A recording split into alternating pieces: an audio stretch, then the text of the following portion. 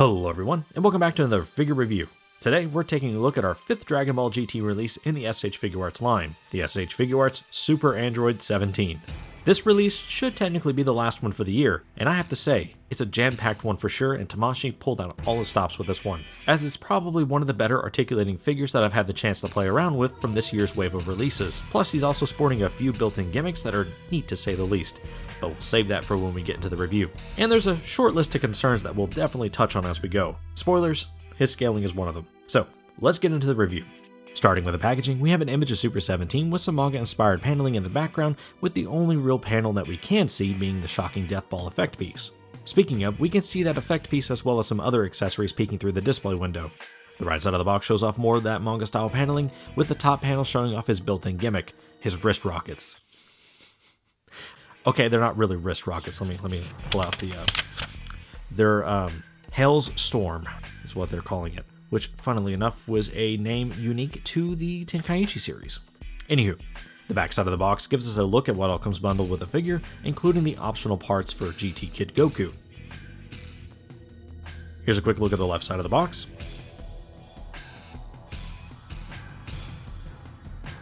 A quick look at the top. And bottom to round off the packaging.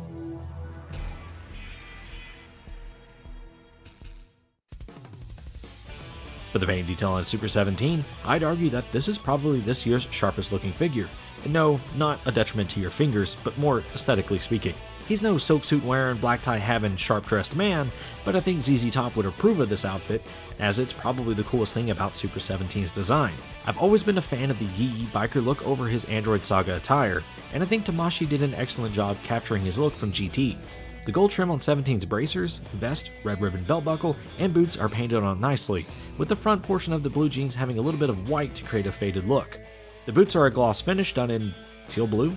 Sure. Anywho, his shirt is going to be done in a blue-green, with the brown of his suspenders being painted on, and his iconic ascot is going to have a slight wash to it to create a not-so-glossy look to it like you see throughout the rest of the figure.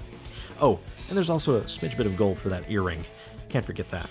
Now, I mentioned gimmicks earlier, and I think the coolest thing about Super 17 is the fact that you can remove his forearm to expose those Vulcan guns, or his Hell's Storm. I would be careful taking these off and on, as the paint can chip like we see here. 17's left forearm was a bit snug on me, so I had to soak it in some hot water to help loosen it up enough to remove it. If either forearm is not cooperating with you, do yourself a favor and use some hot water and be patient with it. Better to be safe than grade ape it and be without an arm. Also worth mentioning are his hands in execution. They have the same painted on red siphon as the energy absorbing androids from earlier this year, plus the palms are going to be painted a light gray. As for the faceplates, you're okay. I think you can definitely tell it's Super 17. Now, let's talk about the bad when it comes to Super 17. He's not to scale with the rest of his GT counterparts. This may be in part due to the fact that any Budokai Tenkaichi game, except you, Sparking Zero, has Super 17 dwarfing over other characters in the game. Here, he's barely over the top of Super Saiyan 4 Goku's faceplate by maybe a quarter of an inch before the rest of Goku's hair makes up for the difference. Vegeta seems about right, but not Goku, and I don't think that's Goku's fault at all. Lore-wise, Super 17 is supposed to get more swole as he absorbs more energy. So maybe this design is prior to him absorbing energy. Or I could just be giving Tamashii too much credit, for being completely honest. Personally, I think he should be roughly the same height as Final Battle Jiren. What do y'all think? The other negative I have with the figure is he's got a bit of a stanky leg going on with his right leg. When the leg is turned and facing forward, it has quite a bit of wobble to it, just moving it back and forth. This may not be an issue for y'all, but I do find it to be a bit annoying considering that this is a premium Bandai release that retailed for 85 USD. Before all the additional fees like shipping costs and taxes and whatnot. To fix this, I simply separated the leg, took some of that protective plastic that ships with the figure, and placed it around the ball joint, and then snapped it back together. This seems to have created an overall snugger fit and removed the wobble almost entirely. And before some of you take to the comments and mention the factory, yes, this is a Vietnamese release. But also keep in mind, some of the recent Chinese releases have had issues too. Looking at you, Super Saiyan Gohan. For the accessories, Super 17 is going to come with a pretty good assortment of goodies. Right out of the box, we get 4 faceplates in total, 5 sets of interchangeable hands, for a total of 10 hands, extra hair pieces, his electric hell sphere with supporting pegs, an extra faceplate and head sculpt for GT Kid Goku, and a Super Dragon Fist or Ryuken pop-up. So for the faces we get a stern face, a teeth gritting face, a smirking face, and a shouting face. Not including the fists that come attached, we get 2 sets of splayed out hands, 1 with the energy siphons, and 2 with peg holes for the energy effect piece, 2 somewhat clenched hands, and 2 hands made for holding the hands when you have them detached to use the Hellstorm attack. For the Shocking Death Ball, or Electric Hellsphere, you can attach this to either left or right hand with a peg hole for the attachment. The effect piece can only have 1 effect prop attached to it at a time, so you can choose one of the 2 based on how you plan on posing 17 with the Shocking Death Ball accessory. As for the extra hair pieces, you can swap these out to create a more dynamic look for 17 when you have him squaring off against foes like Goku and company. Swapping these over is pretty simple, but I would advise some caution as the ball hinges have some pretty tiny pegs. Once you get them on, it might be beneficial to keep them on for a bit to help stretch out those holes, if you know what I mean.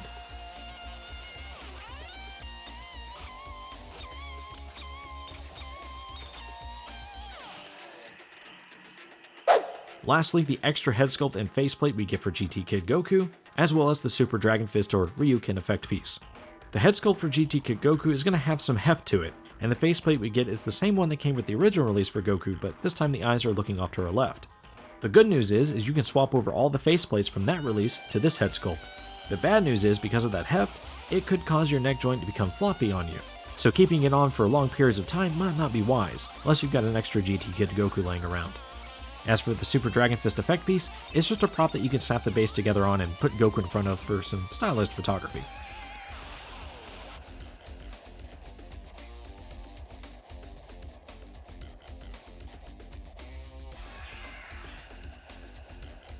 As for what I think is missing, I think he could have gotten another bang piece for the fact that he's fidgeting with his hair 90% of the time. Also, something I noticed with the instructions is Super 17's smirking face is showing him to be looking down rather than straight ahead.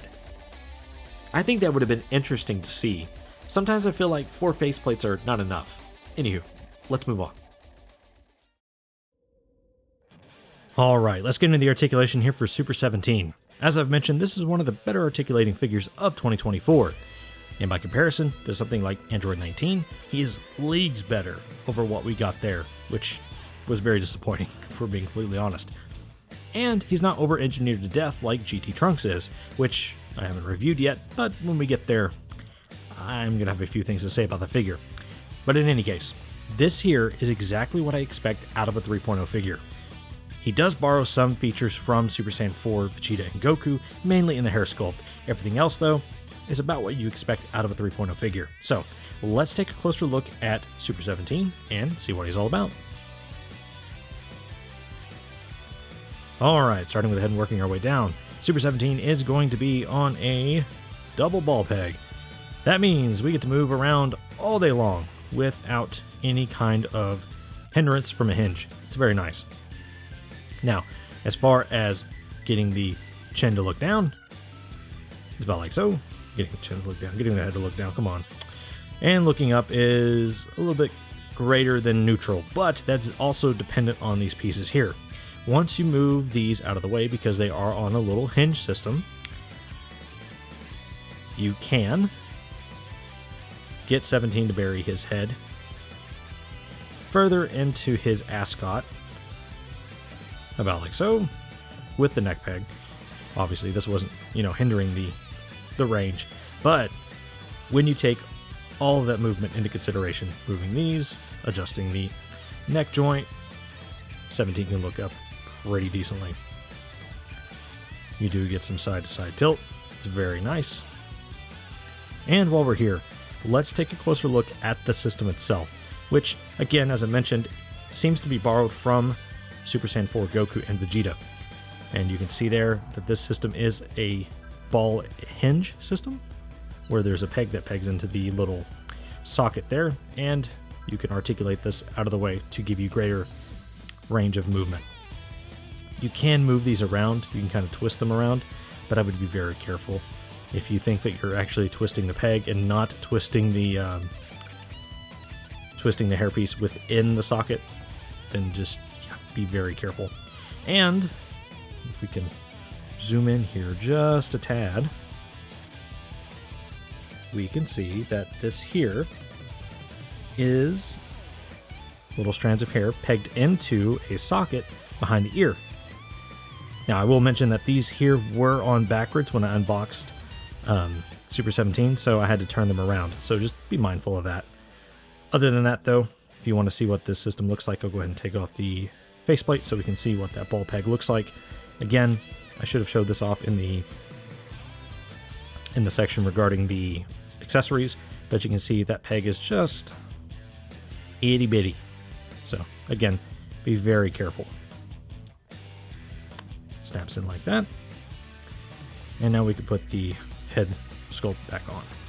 I will mention that I don't like that this is not keyed. I mean, it looks good, right? I mean, if you were to take the ascot off, you know, it would give a desired look.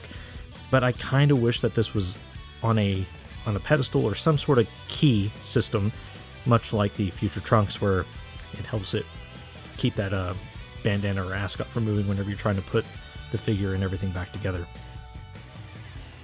And there we are. Let's zoom back out and continue. Okay, so let's move on to the actual ascot now that I mentioned it.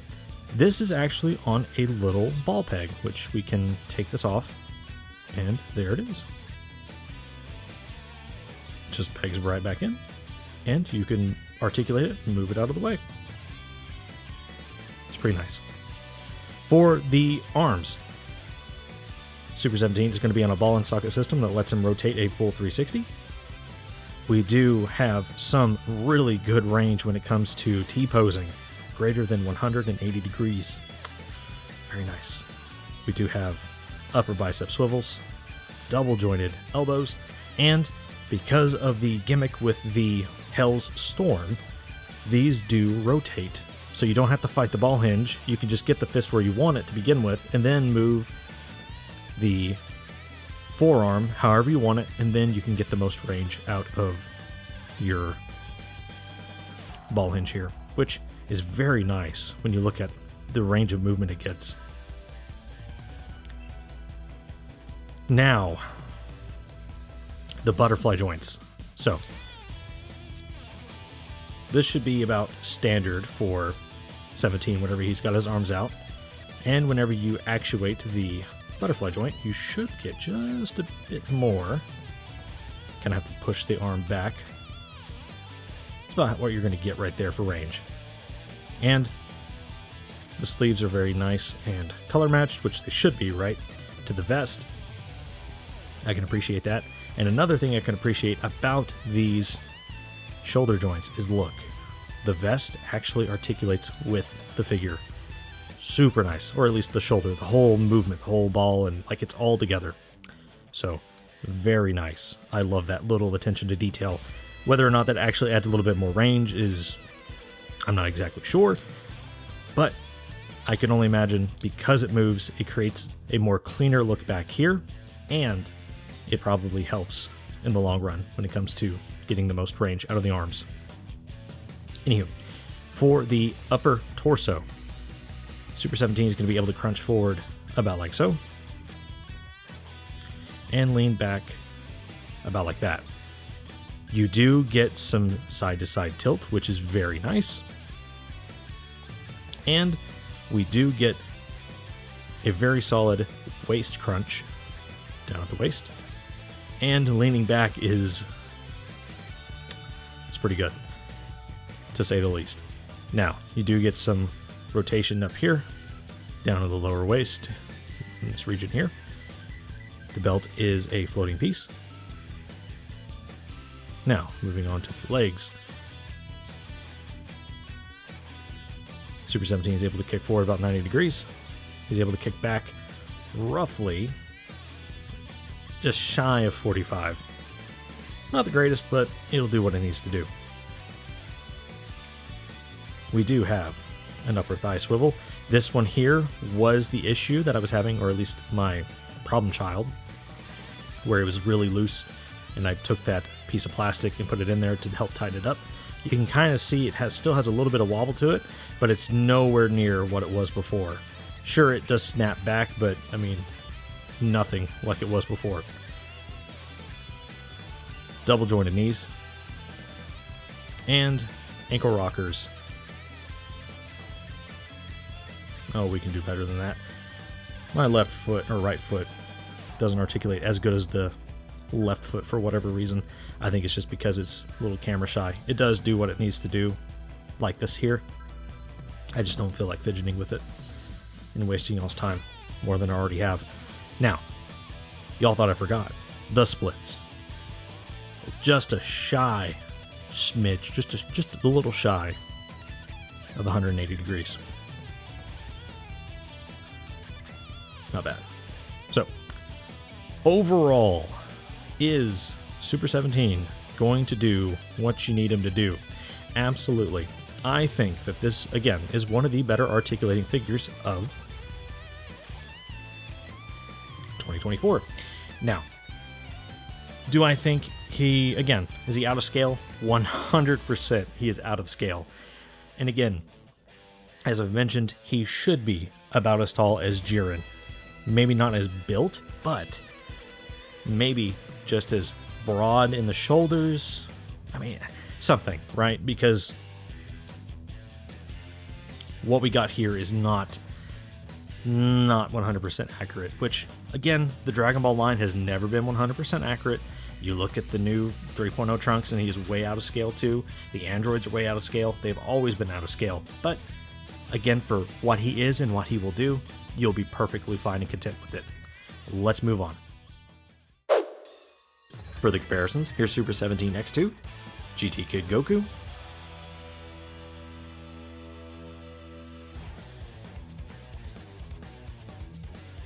GT Trunks,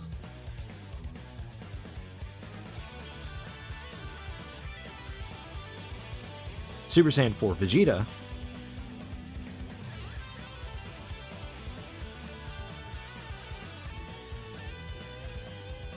Super Saiyan 4 Goku,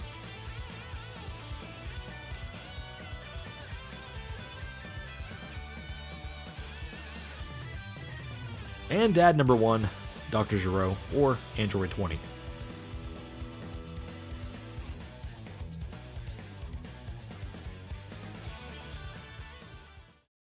So for my closing thoughts on Super 17, I love it. I think if a person looks past the issues with the leg and the scaling, this could easily be one of, if not the best figure of 2024. I absolutely dig the design of the figure, I'm happy with everything that comes bundled with him, and as a complete package, I'm pretty sold on him. Minus one or two things I've mentioned throughout the review. If 17 had been packaged with an extra bank piece and another accessory specific to him, including the Build-A-Figure pieces for GT Kid Goku, I think this would have been easily a 10 out of 10. Speaking of, let's talk about Build-A-Figure accessories. Do I think they should have been included with this release? No, not really. Obviously, you have to own GT Kid Goku to take advantage of them, and I think maybe Tamashii didn't have enough stock in Super 17's popularity to sell the figure by itself, so they decided it needed extra pieces for Kid Goku to warrant his price tag. Or maybe Tamashii asked themselves, how do we milk another $10 out of this release and also force people to spend another $55 on Kid Goku? Who even knows, honestly? You look at Full Power Frieza, and he came in at the same price tag as Super 17 here, but I'd argue with more bang for your buck accessories, ones that actually mattered for the character. Outside of an extra bang piece or faceplate, there's not much else you could package with the figure because honestly, I think we as fans tend to forget that the Super 17 saga was only 7 episodes long. Yes, 7 episodes. And somehow we get Super 17 as our first villain from GT in figure form, but not Super Baby 2. I digress though. I think Tamashii might be banking on GT Kid Goku to be this year's Ultimate Gohan, with all these accessories so that you can make the Ultimate Kid Goku. But that begs the question, where are we getting the Super Saiyan and Super Saiyan 3 head sculpts? General Rildo? The eventual Super Baby 2? Demon Eye Uncle Fit? I mean, they just opened pre-orders for Super Saiyan Kid Goku from Diamond not too long ago. Are we going to have to buy another GT Kid Goku? Now, I may sound like I'm ranting over plastic, but I'm trying to provide a valid critique, while not trying to say, give us less accessories for these characters like Goku. Because obviously, it's a welcome addition, but what I'm trying to say is, let the actual figure, in this case Super 17, speak for itself and not let the one-off head sculpt sell the whole thing. Because then it makes it look like you didn't believe in the figure to begin with. And now that I mention it, what's Pansy going to come with? The one-star Dragon Ball? But I could be wrong. Tamashii could see that these characters are popular, and these accessories provide additional value to you, the customer, for recreating your favorite scenes in the anime, with Kui being a perfect example of that philosophy. Sure, Kui's not popular by any stretch of the imagination, but let's be real, we loved the dirty fireworks scene. It was super brutal. Anywho, back to Super 17. I think that this is one of the best articulating figures when it comes to his range and how nicely it all flows together when you bring in the arms, crunch forward, backwards, or even articulate the legs, minus kicking back because we all know that's not going to happen. But if you had to ask me, is this worth it? I would answer yes. The figure offers enough to warrant adding this to your collection, but at a reasonable price. If you missed out on the initial pre-order window, then you are at the mercy of the aftermarket, and more so if you don't have access to Premium Bandai or Big Bad Toy Store. That said, pick them up if you must, as I don't think you'll be disappointed with them. But if you're not a fan of Dragon Ball GT or the character, then you can safely pass. And that's going to bring us to the end of the review. I'd like to thank you, the viewer, for making it to the end. If you haven't already, kindly hit the like button and subscribe, as it helps me out and keeps the channel growing. Plus, I've got other reviews up and more to come. I'd also love to hear your thoughts on the figure. Do you like it or hate it? Do you have it or are you looking to pick it up? And what other characters from Dragon Ball GT would you like to see next? Me, it's Super Baby 2 and his Golden Ape form. Not gonna lie, I have a bit of a bias when it comes to Dragon Ball GT Final Bout, and that's why I kinda want his Golden Ape form. It's pretty sick. Anywho, post your comments down below. I'd love to hear it all. As always, this has been Delete Reviews, and I'll catch y'all in the next one. Peace.